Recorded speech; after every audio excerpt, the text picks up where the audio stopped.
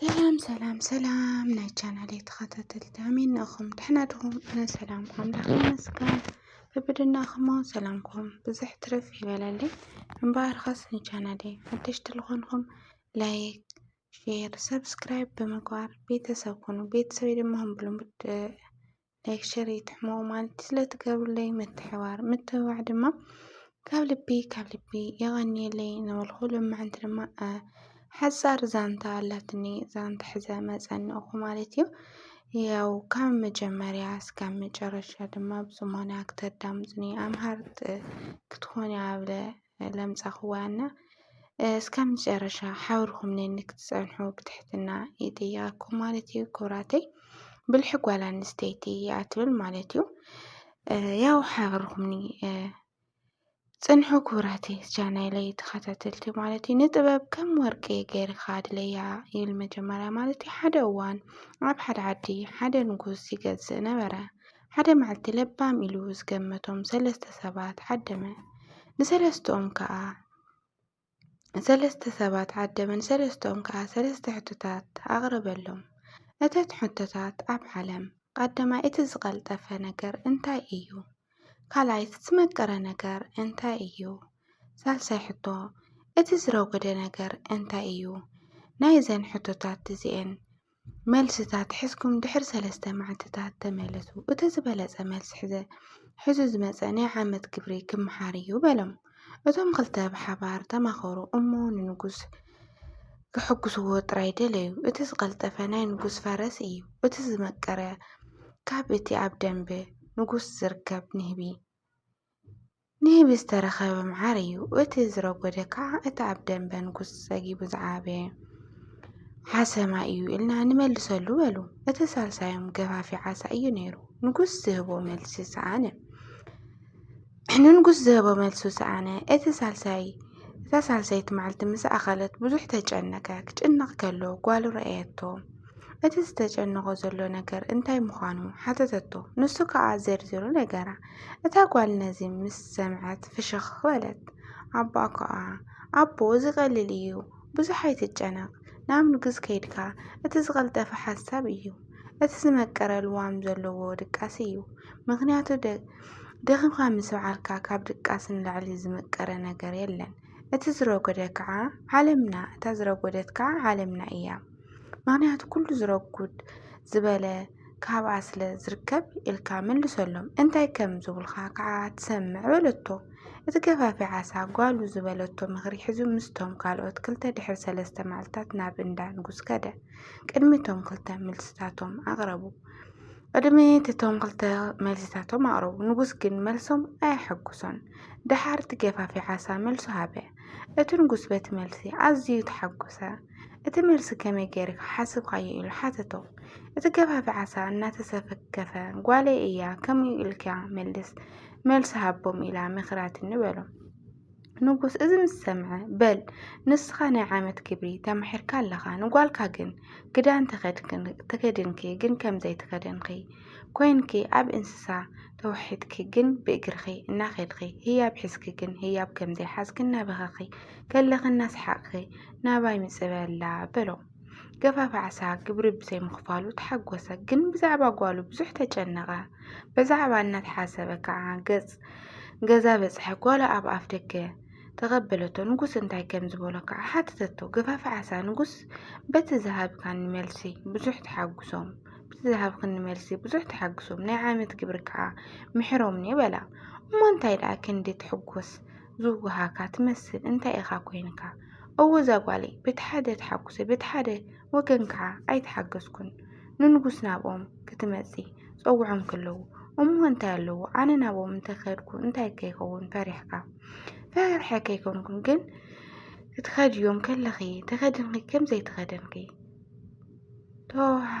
ተወጢሕኪ እግርኺ ምድሪ እናረገፀ ህያብ ሒዝኪ ህያብ ከምዘይ ሓዝኪ እናበኸኺ ከለኺ እናሰሓቅኪ ትመፂ እዮም ሓቲቶም ከለዉ እዚ እዩ ንዓይ ኣሸጉርኒ ዘሎ። ኣቦ እዚ ፀገም ኣይኮነን። እቲ መግፈፊ ዓሳ ሰኪዔት ሓደ ዒሉ ሓንቲ ርግቢት ሓንቲ ሽጉርቲ ጥራይ ኣቕርበለይ። እዛ ጓለይ እዚ ደኣ ኣብ ኢደይ ዘሎ እንድዩ إلو قلطفو أمسألا شعو نسانة سكعت تخدنتو أبتي تغاندا نقص مسبسحت ناتي إلو توطحتمو أقارا مريت رقزة نام نقص كتاعتو كلاكعا نام عينا شقورتي أنت عتلوك تنبعكا جمرت عفاقن فشخ بلا أبتغى نقص كقرب إلى كعا نتارق بيت كم هي بكتبو وس بلد كن أب إيدو كي بسحت كلا فنو وتا أتارق بيت كعا نفرت نقص بتي بالحين هاي تقول بزوح تقرب بزيت مرعوا سلزنا بركعا كمرعوا دلي أبزر بكعا أتو كمرعوا كدلي علهو تسفى قبر حرا كتب لني انتو خواني تحر مرعنا أبز خواني يكون صراحات ناين قص إيدكي كم زي تأتوي مزبعا قبر لي حرا ينقص كم زدلهم ويخون أنا كعا أب قدايكم إيدي إيتون مزبعا يخونني بلدتم نجزعتها ملست مستدرعة تزاري تلعزيبا مس نقص صبق حدار كجبرو نسا كعا نقص تكونت حدا اوان كل تسب نجر فردي اليوم ناب نقص مسو نقص كعا قدايم انتي كم زغونا حتى توم اتحدى تسيو كبر نقص انا حانت ارقي علاتني اذا قورو بيتي كعا حانت عربي علاتو أنا بارجي نسكعة بعربية أجرنا بحبار كنسرح سرحنا حج إذا أرجي عبتحتي عربية إلو وليدة أرجي يا وليدة تمو ناتي إيا إليو نسكعة عبتحت عربية يكاب انت سنح ناتي إيا إلني عربية علو أي تولدني يا إليو نسكعة انت زي تولد عبتحتي إلو أزنحها إلو انت زي تولد عبتحتها إلو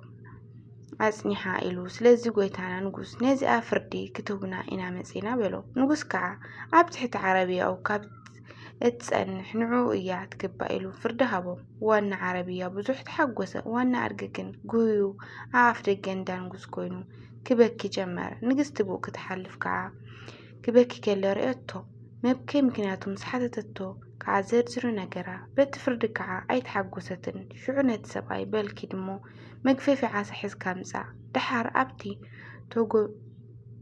توكو ميرو زولو حوز أكوف بل سوق إلك عاسا تقفف كامزا لخا مثال الشعو نقص بزيك حالفو كالو كريوخا إيوم انتاي تقبر لخا انتاي لومكا عاسا أقفف بلوم كاب حوز أدو عاسا أقففي انتاي لومكا عربية علو تولد ديا خوينا كعا أنا كعا عاب حوزا عاسا كقفف كخالية بلوتو سباي مخرن قصي تقبلو وقحتا تسيوم كم أقبره نقص كاب مدقاسهم تسيوم بمسكوت كلكل انتبلو سباي أب حوزا كوف إلو مكفاف عاسا حيزو إدو وسوس يبل نقص تقرمو انت سباي انت يتقبر إلوم حتى تو نفسو كعا عاسا قفف إلو ملسلو أوع أبحث عسى كتجفف بلو نص كعا كم تان قصة ما خرطو عربية علو تولد انت خوينا أنا كعا كابحث عسى كجفف إخالية بلوم شعو نقص سمع اسك حز مخرمين مخيركا إلوم حتى تو نص كعا كحب انقستي مخراناني بلو نقص نتسوعي كالي عدكي هابو نجازا عتيوكن مسنقستي عزيو قري قدم مرعاونا أبو داي إدخي نكي تأتوي مزبعة أدخي نيرخي حجقن مزبعة خيط ألمكي أنا كا مزبعة زي تخبر سبيتي أيدلني سلازي كابتي بيت اتسخبر نقر حسكي نجازا خيكي دبلا نساكا حراي مشات كخيد إيه بلوتو نقص كسع زدك استزعبيت دقات مسود سودوم نتهم صرحتنياتات تسكنكم نان دابي أبصحوا بلتهم نساتهم كعا كم قبروا مسواق حانقوس تبرعبرا من كم زمصو سلامن تاي كم زمزة حتى الشعون قستي مسء إلى اتزخبرا نقر حسكي كدي الكاني نعاية تزخبرا نسخيخا سلسخونكا كعا حزك كان بندابوي مسء بلتهم نقص بقبرو تتعسى بالحسابيتي كعا ملدسو تقرب نسبيتو بزح عمسكن نزل علم بعالتي بيتو ما خرطن كتقون كعا ሓተታ በዚ ተስማዕምዖም ናብሮኦም ብሰላም ምምራሕ ቀጸሉ ይብል ማለት እዩ። ነዚ እንተረስዕኹም ሞት ትረስዕኹም ይብል ማለት እዩ። ክቡራት ተኸታተልተይ ናይ ሎማዓንቲ መደብ እዩ ማለት እዩ። እዚ ይመስል ነውሩና በላሕ ሰበይቲ መንመአ ግንያ ማለት እዩ። ያው በላሕ ሰበይቲ ሲ ዋላ እሞ ንገዛኣ ብርሃን ካብ ብርሃን ምላዕሊ እያ ማለት እዩ። ክቡራተይ ካብዚ ብዙሕ ንምሃር ማለት እዩ።